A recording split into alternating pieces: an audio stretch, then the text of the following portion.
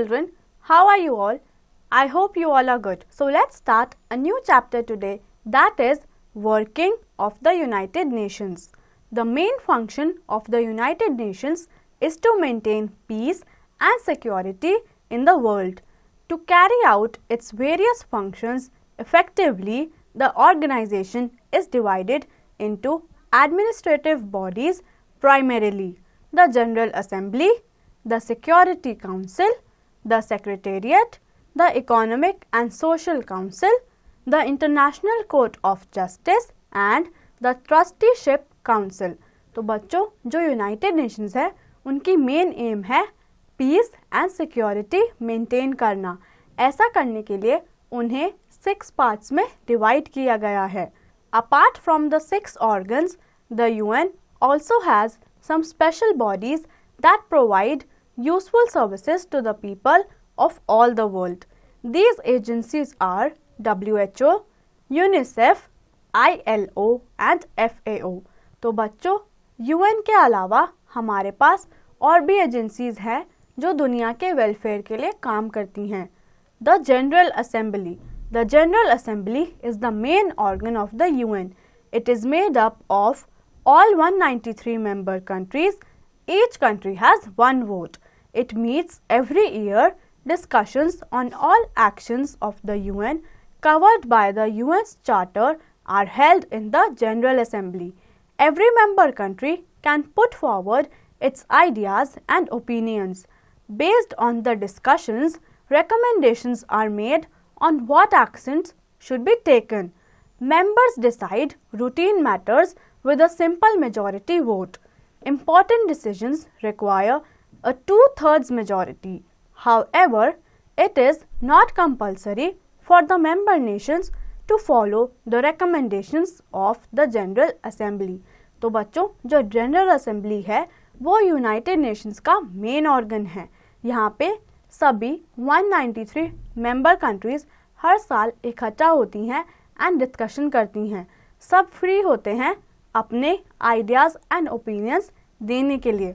उन्हें मानना या ना मानना जनरल असेंबली के हाथ में होता है. The security council.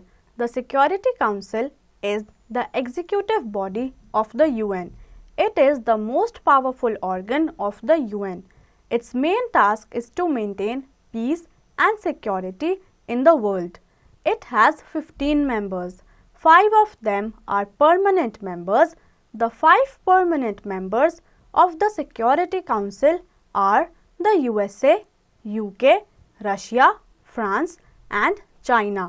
All these permanent members are given veto power with which they can overrule any majority resolution. The other 10 members are elected each for 2 years. Security Council. बच्चों, अगर आप picture में देखेंगे तो ये यूएन की security council है जो कि उनकी एग्जीक्यूटिव बॉडी है. इनका मेन टास्क है to maintain peace and security in the world. इसमें 15 मेंबर्स होते हैं जिनमें से 5 परमानेंट हैं. USA, UK, Russia, France and China and बाकी 10 मेंबर्स हर 2 साल बाद चेंज होते हैं. The security council is mainly responsible for maintaining world peace.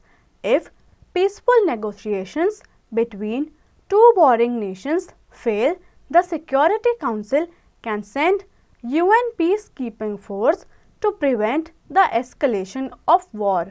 But it can take such action only when 9 of the 15 members, including all the 5 permanent members, agree to it. The peacekeeping forces of the UN have played a pivotal role in maintaining peace in countries like Korea, Congo and Palestine, and in recent times in Iran and Iraq. The headquarters of the Security Council is also at New York. तो बच्चों, security council responsible होती है पूरी दुनिया में peace maintain करने के लिए. अगर कहीं पे वॉर होती है तो यूएन की सिक्योरिटी काउंसिल का फ़र्ज बनता है कि वो आगे बढ़े एंड उसे रोके. पर ऐसा करने के लिए 15 मेंबर्स में से 9 मेंबर्स की हाँ होनी ज़रूरी है, including the 5 permanent members. The Secretariat. It is the administrative organ of the United Nations. It consists of the Secretary General and his staff. The Secretary General is appointed by the General Assembly upon the recommendation of the Security Council for a period of 5 years. Its main function is to implement the decisions taken by the various organs of the United Nations. Most of the employees of the Secretariat work in the UN headquarters in New York. तो बच्चों अगर हम secretariat की बात करें तो ये administrative organ है यूनाइटेड स्टेट का. इसमें सेक्रेटरी जनरल एंड उनकी स्टाफ होती है जिसे जनरल असेंबली अपॉइंट करती है सिक्योरिटी काउंसिल की रिकमेंडेशन से for a period of 5 years. Knowledge beyond. The first Secretary General was Trygve Lie of Norway. The present Secretary General is Antonio Guterres of South Korea. तो बच्चों जो first secretary general थे वो थे ट्रिग्वे लाई जो Norway से थे एंड जो प्रेजेंट है वो है एंटोनियो गुटेरेस जो कि साउथ कोरिया के हैं. The economic and social council. This organ coordinates the economic and social work of the UN. There are 54 member countries in ECO, SEO that are elected by the General Assembly for a 3-year term. This organ studies and recommends actions on international issues like medicine, education, economics, and social needs. It works through various committees and commissions. It helps those people, groups, and societies which are facing difficult problems. ECO, SCO coordinates with specific agencies that provide social, economic, and related services. Its headquarters are also in New York. तो बच्चों अगर हम economic and social council की बात करें तो ये organ coordinate करता है यूएन के सोशल वर्क को. इसके 54 मेंबर्स हैं जो कि 3 साल के पीरियड के लिए होते हैं. इनका मेन काम होता है स्टडी करना एंड रिकमेंडेशंस लाना दुनिया में medicine, education, economy and social needs की.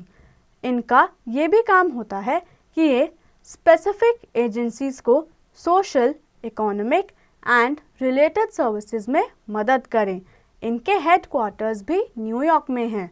The international court of justice. It settles international legal disputes. It is the main judicial organ of the United Nations. It has 15 judges who are elected by the General Assembly and the Security Council for a term of 9 years. Its permanent office is located at Hague in Netherlands. तो बच्चों जो international court of justice है वो main judicial organ है United Nations का. इसमें 15 जजेस हैं जिन्हें general assembly and security council मिलके इलेक्ट करती है एंड इन्हें 9 years के लिए इलेक्ट करा जाता है. The trusteeship council. The trusteeship council was established to look after 11 regions of the world called trusts which were not independent then. Now all of them have become independent. The trusteeship council is not functional anymore.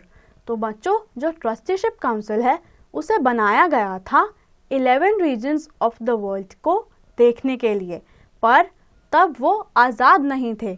अब वो सभी regions आज़ाद हैं, इसीलिए trusteeship council अब function नहीं करती. Agencies of the UN.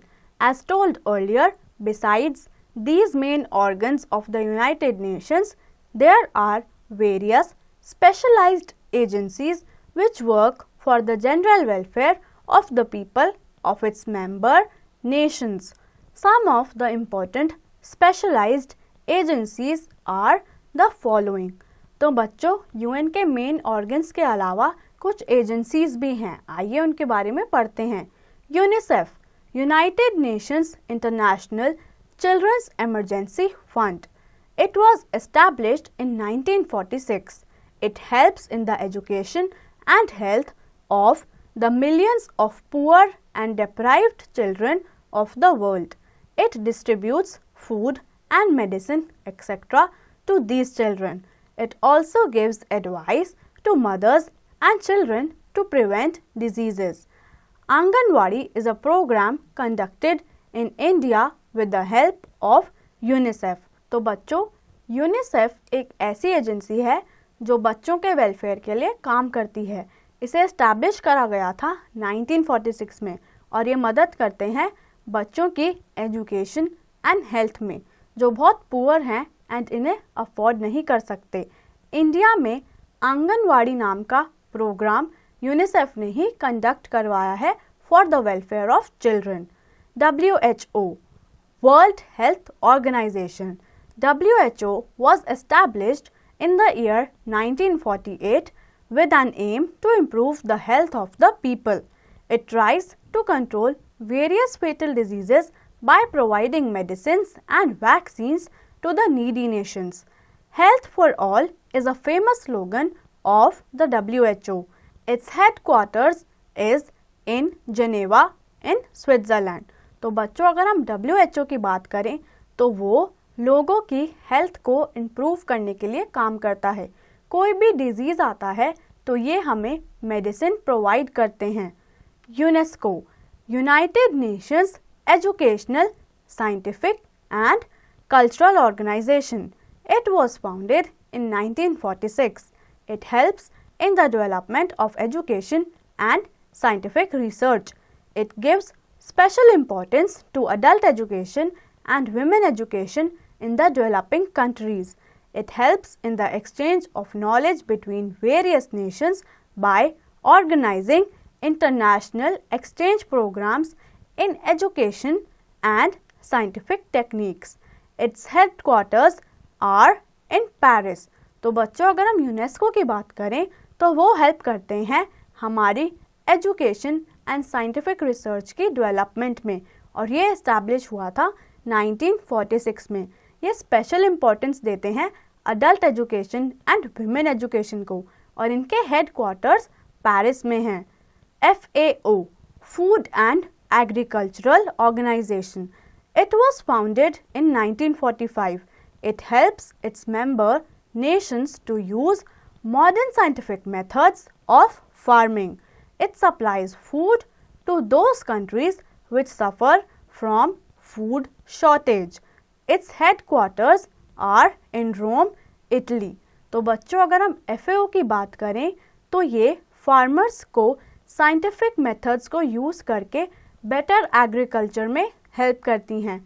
Jin countries में food की शॉर्टेज होती है ये वहाँ तक फूड पहुँचाते हैं और इनके हेडक्वार्टर्स रोम, इटली में हैं. ILO, International Labour Organization. It was founded in 1919. Its main function is to improve the condition of laborers all over the world. Its aim is to check the exploitation of workers by the factory owners. It also advises the member nations to fix working hours for the workers. It is making efforts to check child labor in the world. Its headquarters are in Geneva.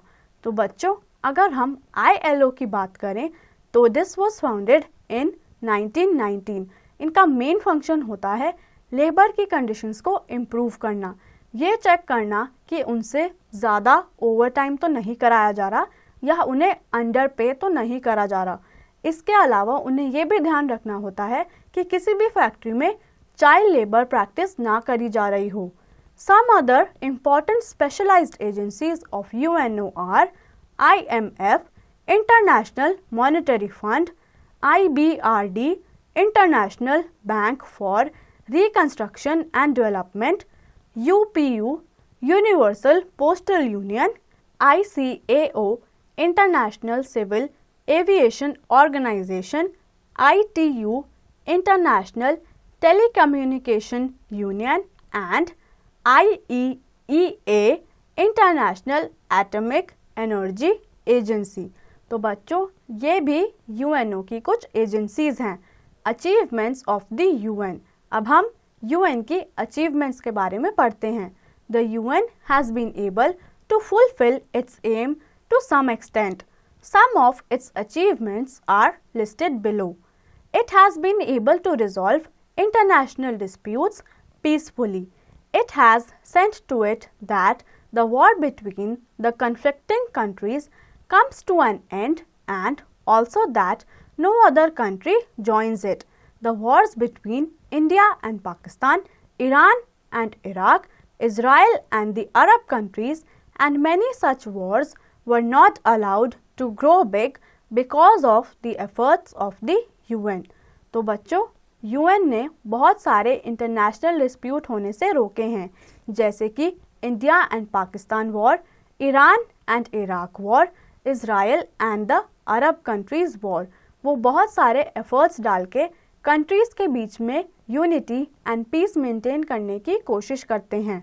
It has played a remarkable role in arms control, especially by stopping the nations to use dangerous nuclear weapons. तो बच्चों UN arms control करने में भी help करते हैं and dangerous nuclear weapons के use को भी रोकते हैं। It has been successful in providing help to all the developing countries in their fight against poverty, disease and illiteracy. तो बच्चों UN सभी कंट्रीज़ की हेल्प करता है इलिटरेसी, डिजीज़ एंड पॉवर्टी के अगेंस्ट फाइट करने में। It has also gained tremendous success in improving the cultural cooperation among the Nations. तो बच्चों UN की वजह से बहुत सारे नेशंस में कल्चरल कोऑपरेशन भी इंक्रीज हुआ है। With the help of its specialised agencies it has been able to improve food production and provide better working conditions for industrial workers. तो बच्चों UN एंड उनकी एजेंसीज की वजह से फूड कंडीशंस बहुत ज़्यादा इम्प्रूव हुई हैं एंड बेटर वर्किंग कंडीशंस हुई हैं for the labours. It has also been successful in providing relief to refugees and the victims of calamity. इन्होंने refugees and calamity affected areas को प्रोटेक्ट करने में भी बहुत हेल्प करी है. We should remember one thing that success of the UN depends a lot on how much cooperation is extended by its member nations. तो बच्चों हमें ये चीज़ याद रखनी है कि UN तभी सक्सेसफुल हो पाएगा जब सारे उसके मेंबर नेशंस यूनाइटेड रहेंगे एंड कोऑपरेशन दिखाएंगे. Think and answer. बच्चों इन क्वेश्चंस का आंसर आप खुद से करेंगे. So this brings us to the end of this chapter. I hope आप सभी को ये चैप्टर अच्छे से समझ आया होगा और आप इसकी एक्सरसाइज की प्रैक्टिस खुद से करेंगे.